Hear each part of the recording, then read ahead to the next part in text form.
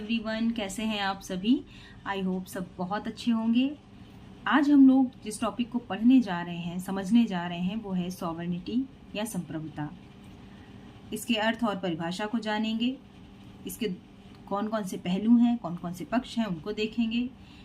इसकी क्या विशेषताएं हैं, उसको कवर किया जाएगा।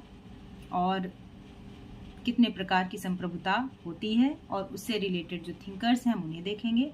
ये बहुत इम्पॉर्टेंट टॉपिक है क्योंकि जो भी आगे आने वाले एग्ज़ाम्स हैं, जैसे यूपी पीजीटी आ रहा है, यूपी एचईएससी आ रहा है, अभी आगे एग्ज़ाम होगा ही। हरियाणा भी असिस्टेंट प्रोफेसर का मुझे लगता है फॉर्म डाला ही होगा आप लोगों ने। तो उस पॉइंट ऑफ व्यू से भी ये बहुत ही इम्पॉर्टेंट टॉपिक है। सो हम इस पर आज चर्चा करेंगे कि ये संप्रभुता होती क्या है। पहले कॉन्सेप्ट जान लेते हैं। तो संप्रभुता जानने के लिए हम इन शॉर्ट स्टेट यानी राज्य को जान लेते हैं सबसे पहले। तो कोई भी इंस्टीट्यूशन जब स्टैब्लिश होता है तो उसके लिए सबसे इम्पॉर्टेंट चीज़ क्या है कि एक पॉपुलेशन होनी चाहिए, यानी वो लोग होने चाहिए जिनसे उस स्पेसिफिक इंस्टीट्यूशन का इस्टेब्लिशमेंट हो सके। तो ऐसे ही राज्य का अगर निर्माण करना है तो सबसे महत्वपूर्ण एलिमेंट क्या है, उसकी पॉपुलेशन यानी जनसंख्या, वो लोग जिनसे मिलकर ये इंस्टीट्यूशन बनेगा।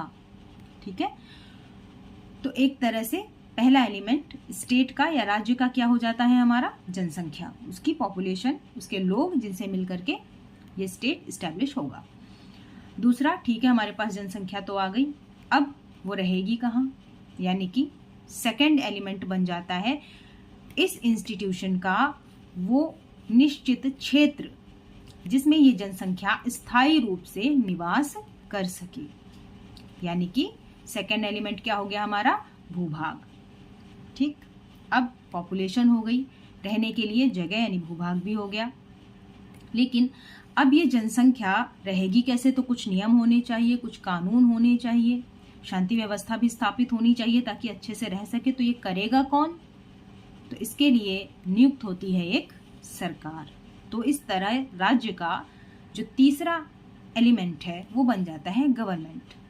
ठीक, अब ये गवर्नमेंट, इसके पास शक्ति होनी चाहिए, है ना, वैध शक्ति होनी चाहिए। किस लिए, कि ये अपनी आज्ञा का पालन भी करवा सके इस स्टेट में रहने वाले लोगों से। जो यहाँ के समुदाय हैं, जो इंस्टीट्यूशंस बनेंगे यहाँ पर, उन सब से ये अपनी आज्ञा का पालन करवा सके, संपूर्ण क्षेत्र पर नियंत्रण रख सके। इसके लिए इसके पास एक शक्ति होनी चाहिए और उसी शक्ति का क्या नाम है, उसी का नाम है सॉवरेनिटी या संप्रभुता। ठीक है, यानी राज्य का वो एक ऐसा इम्पोर्टेंट तत्व है जो इस राज्य को ये शक्ति देता है कि ये अपने भीतर रहने वाली जो समस्त जनसंख्या है इस पर नियंत्रण रख सके, अपनी आज्ञा का पालन करवा सके। इसके साथ साथ ये राज्य की कैसी शक्ति है, ये राज्य की एक ऐसी शक्ति है जो आंतरिक रूप से तो ये स्वतंत्र है, यानी आंतरिक रूप से जो जनसंख्या निवास कर रही है उसे ये अपनी आज्ञा का पालन करवाएंगे, उस पर नियंत्रण रखेंगे। उसके साथ साथ जो विदेशी राज्य हैं इनसे भी स्वतंत्रता पूर्वक अपनी इच्छानुसार संबंध स्थापित कर सके। ठीक, तो यहाँ से संप्रभुता समझ में आ गई। अब कुछ इसका अर्थ क्या है, परिभाषा क्या है, उसको देख लेते हैं। तो संप्रभुता या सॉवरेनिटी जो वर्ड है ये आया कहाँ से है, किस लैंग्वेज से आया है, तो ये लैटिन भाषा के शब्द सुपर और एनस से लिया गया है। और इसका मीनिंग क्या होता है, इसका मीनिंग होता है सर्वोच्च शक्ति, सुप्रीम पावर। यहाँ से आई थिंक दो क्वेश्चंस बनते हैं। एक तो ये कि ये जो संप्रभुता शब्द है ये किस लैंग्वेज से अडॉप्ट किया हुआ है, तो वो है लैटिन भाषा। ठीक है, लैटिन भाषा से ये शब्द लिया गया है। और वर्ड भी पूछ लिए जाते हैं कि वर्ड कौन से हैं, तो वो सुपर एनस। ठीक है, ये दो वर्ड हैं जहाँ से संप्रभुता या सॉवरेनिटी शब्द को लिया गया है। और उसका अर्थ क्या होता है, सर्वोच्च शक्ति। किसकी सर्वोच्च शक्ति, स्टेट यानी राज्य की। ठीक, अब बात करेंगे कि संप्रभुता की सर्वप्रथम व्याख्या किसने करी। तो संप्रभुता की सर्वप्रथम व्याख्या करी गई है फ्रांसीसी राजनीतिक दार्शनिक जीन बोदा के द्वारा। और उन्होंने क्या परिभाषा दी थी संप्रभुता की? उन्होंने कहा कि संप्रभुता नागरिक व प्रजाजनों के ऊपर राज्य की वह सर्वोच्च शक्ति है जिस पर कानून का कोई अंकुश ना हो। ये क्यों? क्योंकि ये खुद कानून बनाने वाली एक संस्था है। ठीक, तो जीन बोदा वो पहले ऐसे राजनीतिक दार्शनिक रहे हैं जिन्होंने संप्रभुता की अवधारणा को विकसित किया या वो लेकर के आए, इंट्रोड्यूस किया उन्होंने सॉवरेनिटी की कॉन्सेप्ट को। ठीक, दूसरा, यहाँ से घुमा के भी क्वेश्चन पूछ लेते हैं कि किस देश ने सबसे पहले सॉवरेनिटी की कॉन्सेप्ट को इंट्रोड्यूस किया है? तो ये क्योंकि फ्रांस के थे, जीन बोदा फ्रांस के थे, तो फ्रांस ही तो वो पहला देश हुआ ना जो ये संप्रभुता कॉन्सेप्ट को लेकर के हमारे सामने आ रहा है। ठीक है, तो फ्रांस वो देश हो गया, जीन बोदा वो पॉलिटिकल थिंकर हैं। और इनकी परिभाषा जो इन्होंने दी है इसमें प्रजाजन, ये शब्द याद रखिएगा, ये जरूर आता है। संप्रभुता नागरिक व प्रजाजनों के ऊपर राज्य की वह सर्वोच्च शक्ति है जिस पर कानून का कोई अंकुश नहीं होता। अब इसके दो पक्ष हैं, संप्रभुता के दो पक्ष हैं।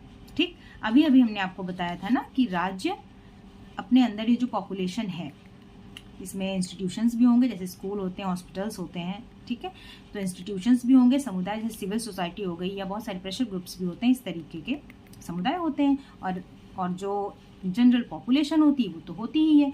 तो राज्य क्या करता है? संप्रभुता शक्ति के द्वारा जो राज्य के भीतर की जनसंख्या है उससे रिलेटेड भी सारे निर्णय लेता है और अपने निर्णयों की इनसे आज्ञा पालन करवा सकता है। ठीक, तो इस तरीके से जो अभी आपको हमने बताया कि संप्रभुता के जो दो पक्ष होते हैं, जो आंतरिक संप्रभुता है इसी को कहते हैं कि अपने निश्चित क्षेत्र के अंतर्गत रहने वाले जो भी व्यक्ति हैं, समुदाय हैं, संगठन हैं, इनको आज्ञा देना और अपनी आज्ञा का पालन करवाना, ये हो गई आंतरिक संप्रभुता।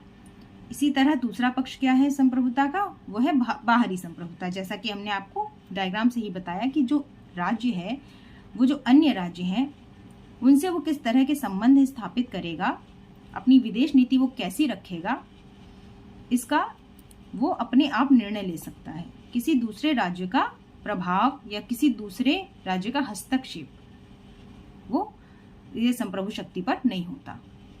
ठीक है, यानी किसी दूसरे राज्य का प्रभाव अपनी विदेश नीति में ना पड़ने देना, ये है क्या है? बाहरी संप्रभुता।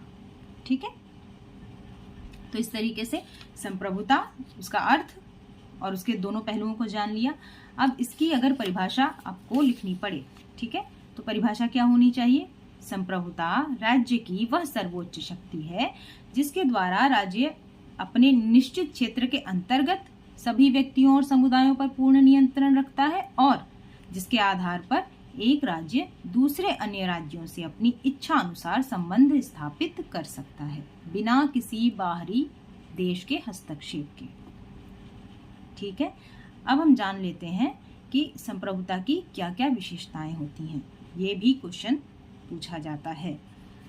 ठीक है, तो सबसे पहली जो मैंने फीचर लिखी हुई है वो है निरपेक्षता या निरंकुशता। ठीक, निरंकुशता यानी इसके ऊपर किसी का अंकुश नहीं होगा। तो संप्रभुता जो है वो राज्य की सर्वोच्च शक्ति होती है। ठीक, सुप्रीम पावर एक स्टेट की, और आंतरिक और बाहरी संप्रभुता के माध्यम से एक राज्य अपने भूभाग में रहने वाली जनसंख्या से आज्ञा पालन करवाता है और बाहरी क्षेत्र में एक राज्य दूसरे राज्यों के साथ स्वतंत्रता पूर्वक अपने संबंध स्थापित करता है बिना किसी बाहरी हस्तक्षेप के। तो इस तरीके से वैधानिक दृष्टि से संप्रभुता पर किसी का नियंत्रण नहीं होता, इसीलिए इसको निरपेक्ष और निरंकुश कहा जाता है। ऑस्टिन की परिभाषा देख लेते हैं जो उन्होंने संप्रभुता के रेफरेंस में दी। उन्होंने कहा कि संप्रभुता अन्य सभी से आदेश पालन कराने की स्थिति में होती है किंतु स्वयं किसी के भी आदेश पालन की अभ्यस्त नहीं होती, यानी कि संप्रभु को आज्ञा दी नहीं जा सकती बल्कि वो आदेश पालन कराने की स्थिति में होता है। दूसरी इसकी फीचर देख लेते हैं, सर्वव्यापकता। ठीक है, यानी सभी के ऊपर व्यापक रूप से लागू होना। इसका मतलब ये है तो राज्य अपने अंतर्गत स्थित सभी व्यक्तियों, समुदायों, संगठन, संस्था जो भी हैं, इन सब पर अपनी प्रभुत्व शक्ति द्वारा नियंत्रण रखता है। ठीक है, और इनमें से कोई भी ये दावा नहीं कर सकता कि वह राज्य की संप्रभुता से मुक्त है।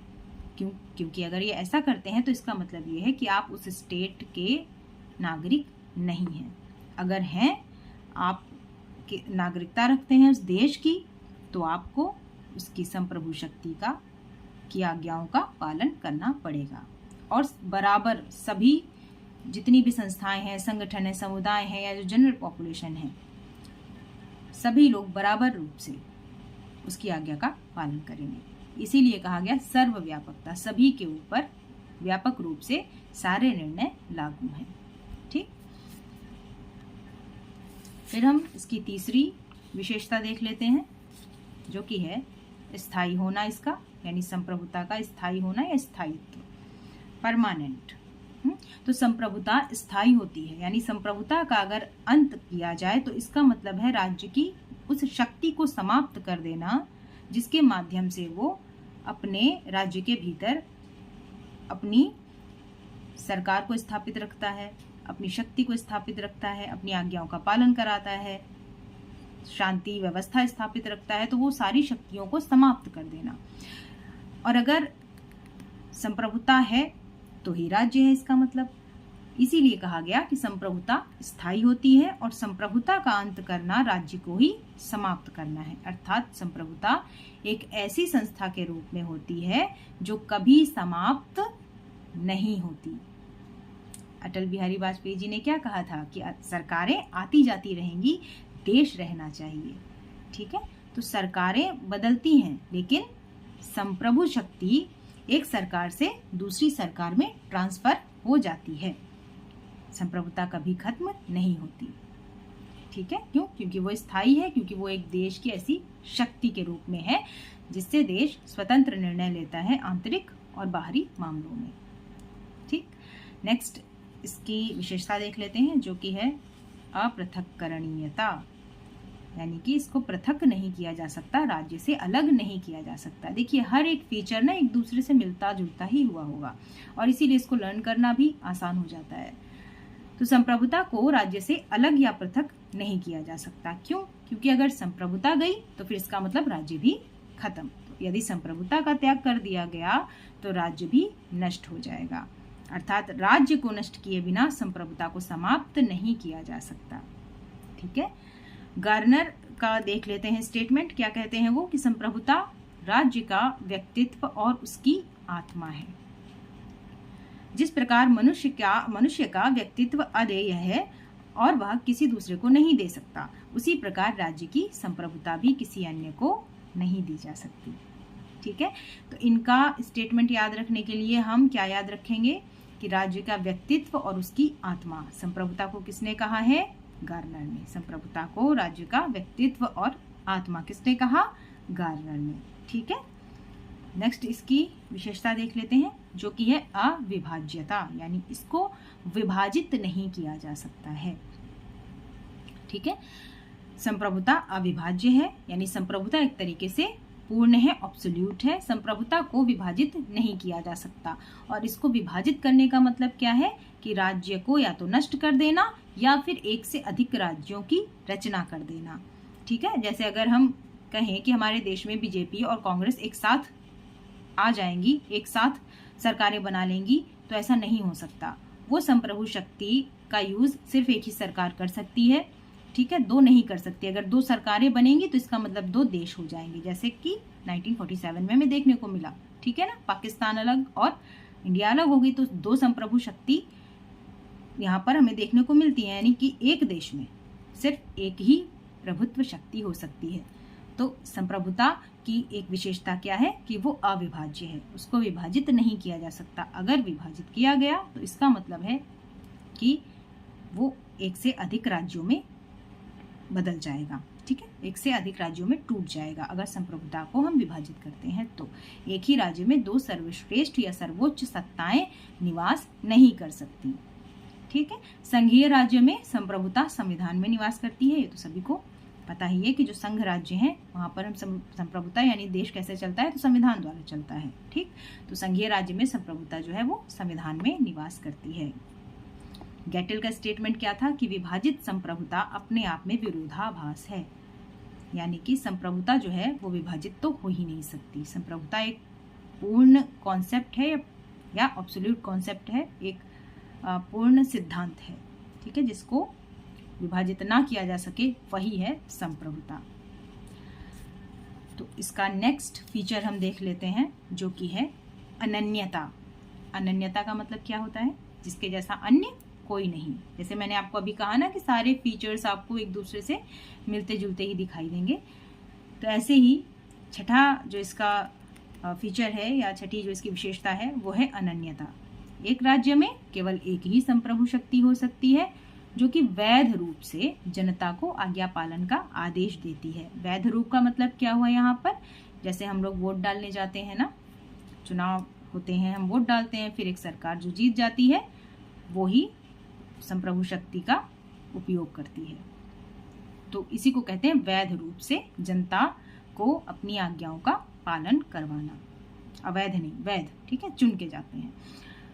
तो एक राज्य में केवल एक ही संप्रभु शक्ति हो सकती है जो कि वैध रूप से जनता को आज्ञा पालन का आदेश देती है। एक से अधिक प्रभुत्व शक्तियों का होना मतलब राज्य के भीतर राज्य का होना है जो कि राज्य की एकता को भंग करता है, यानी एक तरीके से राज्य को ही भंग करने की बात हो जाएगी अगर अन्य की बात करें कि बहुत सारी संप्रभु शक्तियां हो सकती हैं। तो इस तरीके से अनन्यता क्या हो गई? इसका एक विशेष लक्षण हो गया संप्रभुता का। फिर क्या है? ओरिजिनलिटी या मौलिकता। ऑब्वियस सी बात है कि राज्य की संप्रभुता जो है वो मौलिक है, किसी अन्य सत्ता द्वारा प्रदान नहीं की जा सकती है, क्योंकि हमने सबसे पहले ही क्या पढ़ा कि स्टेट, जब हमने देखा कि राज्य क्या होता है, ठीक है, तो यहाँ हमने 4 एलिमेंट्स जो देखे थे, है ना, इन चारों एलिमेंट्स में एक एलिमेंट जो कि ओरिजिनल इसका एलिमेंट है वो है संप्रभुता, जो कि स्टेट के एग्जिस्टेंस के लिए बहुत ज़्यादा ज़रूरी है। तो आज हम लोग सिर्फ अभी इतना ही कवर कर रहे हैं कि संप्रभुता है क्या, अर्थ परिभाषा उसकी और उसकी विशेषताएं। नेक्स्ट में हम एकल संप्रभुता और बहुल संप्रभुता का जो इसका कॉन्सेप्ट है उसको देखेंगे, और जो भी रिपीटेड क्वेश्चंस हैं डिफरेंट एग्जाम्स में आ चुके हैं उनको हम कवर करेंगे, और कुछ ऐसी ट्रिक्स भी देखेंगे जिनसे हमें स्टेटमेंट और थिंकर्स याद रहें, हम भूलें नहीं। ठीक है, तो मिलते हैं आपसे नेक्स्ट वीडियो में। थैंक यू सो मच मुझे सुनने के लिए। शेयर करिएगा वीडियो, सब्सक्राइब कर लीजिएगा चैनल को। Thank you so much.